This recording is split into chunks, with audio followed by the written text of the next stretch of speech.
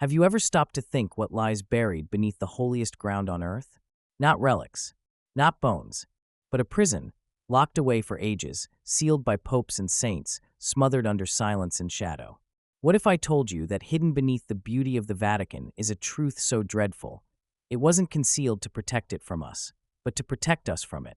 And that one night, the ancient seals shivered, the darkness stirred, and something older than Rome, older than the church itself, began to breathe again. This is not mere legend. This is a warning. Read on if your courage holds. Welcome to Tales of Mythology, where forgotten horrors, forbidden gods, and wars of the unseen come alive. If you dare to journey into the unseen depths of ancient myths, don't forget to like, subscribe, and strike the bell, so you never miss the whispers of the old world. Music swells. Midnight smothered the Vatican in silence so heavy, it felt as if the very stones held their breath. Centuries weighed down upon the marble corridors, and in that suffocating stillness, the walls pulsed with a hidden tension.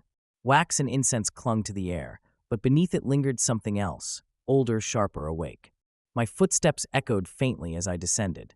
I had crossed oceans for this moment, not out of faith, but out of cold certainty.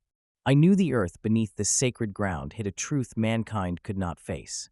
Then, from deep below, a tremor rose, a whisper breathed through dust and bone, calling my name. And I listened. Every stone here bore the mark of empire and blood. Beneath the Renaissance facades, beneath Constantine's basilica, the earth remembered what humanity chose to bury. My hand brushed the damp wall, tracing scars left by forgotten tools. The air shifted, wet, metallic, bitter. Not the smell of time, but of something time had failed to erase. The map in my pocket was not from any archive.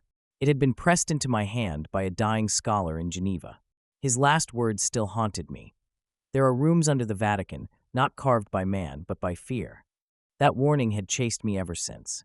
The deeper I went, the older the stone became.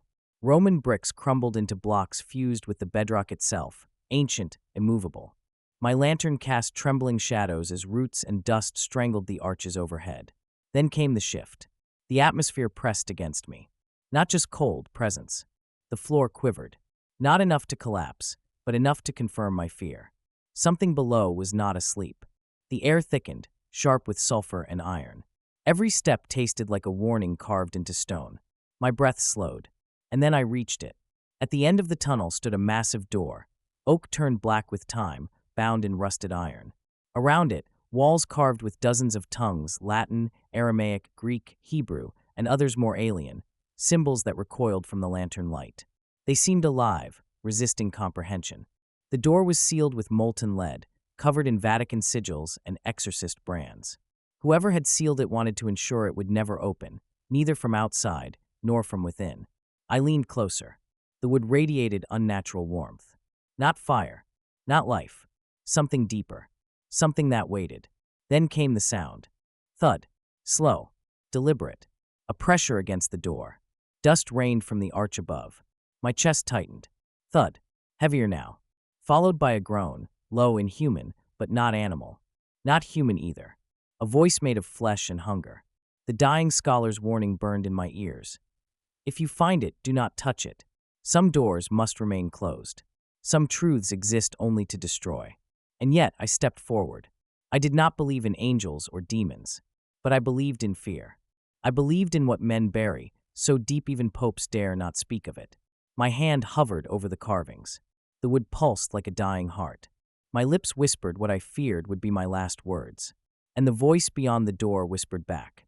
For we wrestle not against flesh and blood, but against principalities, against powers, against the rulers of the darkness of this world.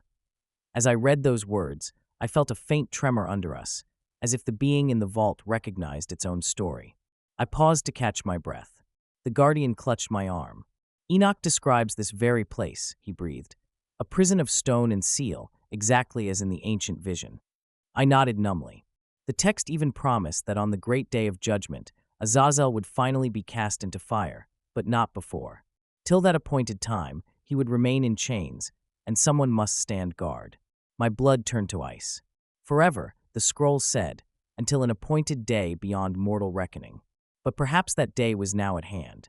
Was the being behind this door straining at its chains because the prophesied end of days was approaching? The guardian crossed himself. We always prayed that day would not come in our time, he sighed, to hold this horror imprisoned until the final trumpet, when God himself will cast it down. I lowered the scroll. This menace was beyond any foe I had ever faced. It was no mere sorcerer's shadow to be banished by sword or spell, but a primordial enemy of heaven itself, chained by angels and answerable only to the Creator at the end of time. If its appointed time is now, I whispered, what hope have we? We are just a man and an elf, guarding what the hosts of heaven themselves bound. How can we hold back fate? The old man gripped my forearm with surprising strength. We resist because we must, he said fiercely. So long as we breathe, we hold the line. Final hour or not, our duty remains. If this is truly the end, then we will meet it fighting. His defiance lit a small ember in my heart. In this frail, blind monk burned a courage as profound as any hero on the battlefield. Mustering my resolve, I read aloud the ancient decree of Azazel's fate. Bind Azazel hand and foot, and cast him into the darkness, and make an opening in the desert, which is in Dudiel, and cast him therein. And place upon him rough and jagged rocks, and cover him with darkness, and let him abide there forever, and cover his face that he may not see light. And on the day of the great judgment he shall be cast into the fire. For a heartbeat, all was still. Then a deep reverberation rolled through the chamber, a sound felt more than heard. The very stones beneath us quivered. I shot to my feet, and the guardian braced himself against the wall. The scroll of Enoch slipped from my fingers as the floor gave a sickening lurch. It's happening, I gasped. Far above us, I heard the muffled clamor of church bells erupting into life. St. Peter's bells, ringing out at an hour they should not. The unexpected pealing sent a jolt of recognition through the old monk. His lips moved in frantic prayer. With a thunderous crack, a long fissure tore across the vaulted ceiling, raining dust and grit. The door before us shuddered in its frame, as if pounded by an invisible battering ram. Mortar crumbled from the edges. I grabbed the guardian's arm to steady him, but he broke free and staggered toward the door. No, I shouted, but he was already pressing both palms and his forehead against the adorned wood, praying in Latin at a fever pitch. I rushed to his side. A wave of blistering heat suddenly radiated from the door, forcing me back a step. The metal bands that reinforced the oak began to glow a dull red.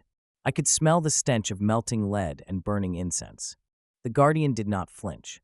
Lord, steel our souls against the enemy, he cried, voice thin against a rising din beyond the door. From behind the stone, a cacophony began to build, a chorus of low, droning howls and shrill, uncanny shrieks intermingled. The sound was like nails on my mind, and I clamped my hands over my ears. A blast of wind, foul and cold, burst from the widening cracks around the door's frame, snuffing out my lantern. In utter darkness, I reached blindly for the monk. We must fall back, I yelled above the unearthly wail. My words were drowned as the door jolted outward another inch with a grinding screech. A slender fissure split the center of the ancient wood, and from it poured an inky black vapor. The vapor writhed as if alive, devouring the faint light and filling the air with a sulphurous reek. I found the guardian by touch and tried to pull him away, but he remained rigid, transfixed by something beyond the door.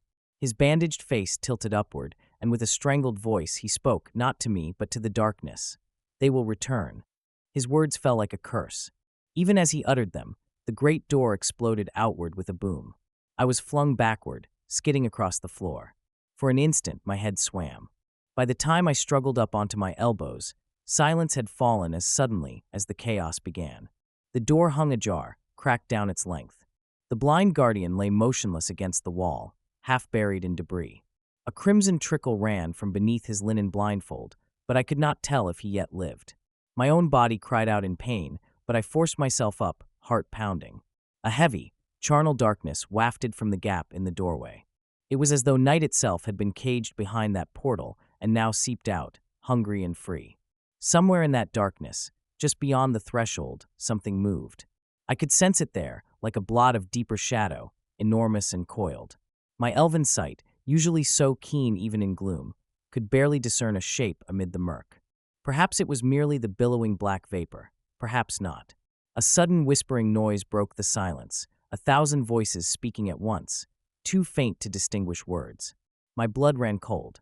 I realized with horror that whatever intelligence lurked beyond that door was studying me in return.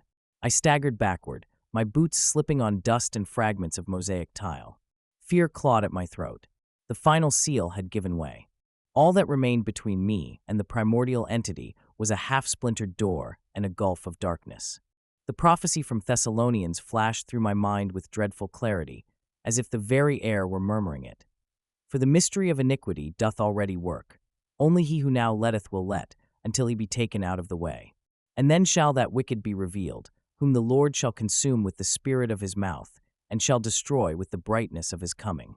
Even him, whose coming is after the working of Satan with all power and signs and lying wonders, and with all deceivableness of unrighteousness in them that perish, because they received not the love of the truth, that they might be saved. And for this cause God shall send them strong delusion, that they should believe a lie, that they all might be damned who believed not the truth, but had pleasure in unrighteousness. Music. A massive shape began to push against the shattered door from within, straining to emerge. I scrambled backward through the wreckage, my eyes fixed on the widening gap. The darkness itself seemed to bulge and take form. In that moment, survival instinct overwhelmed duty. I turned and ran. My boots slid on loose stones as I fled down the passage by which we had come. Behind me, the ancient door exploded into fragments with a splintering crash. I dared one glance over my shoulder and immediately wished I hadn't. Something enormous was unfurling from the cell. In the glow of a fallen lamp's ember, I caught a glimpse of a slick, ebony hide and limbs that scraped against the vaulted ceiling. A pair of eyes materialized in the dark, like twin embers of ancient malice. They fixed on me, and a guttural hiss of myriad voices rattled the air. I choked down a scream and hurled myself around a corner. The tunnel ahead was caving in, chunks of masonry collapsing as the earth shook. Somewhere in the blackness behind, I heard the clatter of chains dragging over stone and the heaving gasp of a thing tasting freedom after untold ages. The very sound of it threatened to freeze my limbs. In my mind, I saw the Guardian's broken body and knew I could do nothing more for him. I whispered a plea for the dead Guardian's forgiveness as I fled. A hot blast of wind struck my back, rich with the reek of sulfur and decay. The entity was moving swiftly now, its unseen bulk scraping the tunnel walls. It was coming up toward the surface world, toward Rome and all those unsuspecting souls under the morning sky. Pebbles rained on my head as the ceiling cracked. I dodged and pressed on, lungs burning with exertion and terror. Ahead, a dim gray light beckoned, the pale glow of dawn filtering down a maintenance stair. I sprinted toward it, heart hammering. Behind me, a thunderous roar shook the corridor, a sound of triumph and unfathomable hatred. The force of it blew out the last of the sconces along the wall and plunged the passage behind me into total darkness. But I did not look back again. I climbed the narrow stairs 3 at a time, chasing that patch of growing light.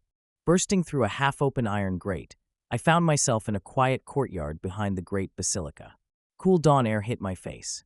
For an instant, everything seemed normal, the sky pearly gray, St. Peter's dome serene against the lightening horizon.